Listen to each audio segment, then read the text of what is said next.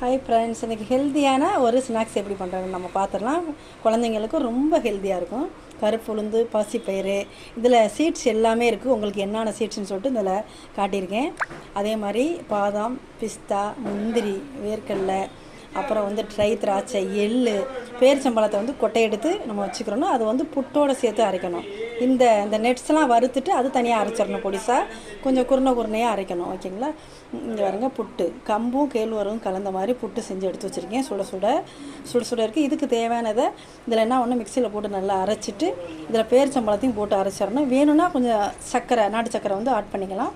நல்லெண்ணெயும் கொஞ்சம் ஆட் பண்ணிக்கிட்டு இந்த நம்ம ட்ரையாக வறுத்து அரைச்சி வச்சுருக்கோம்ல அதுவும் சேர்த்து நல்லா பிசைஞ்சிட்டு உருண்டையாக உருட்டி இப்போ பசங்களுக்கு நம்ம ஸ்நாக்ஸ் மாதிரி எடுத்து டப்பாவில் போட்டு நம்ம ஃப்ரிட்ஜுக்குள்ளே வச்சுக்கிட்டு பிள்ளைங்க வரும்போது கொடுத்தோம்னா நல்ல ஹெல்த்தியான ஸ்நாக்ஸு. இது இயற்கையாகவே நம்ம பேரிச்சம்பழத்தில் உள்ள ஸ்வீட் மட்டும் தான் ஆட் பண்ணியிருக்கோம். வேணும்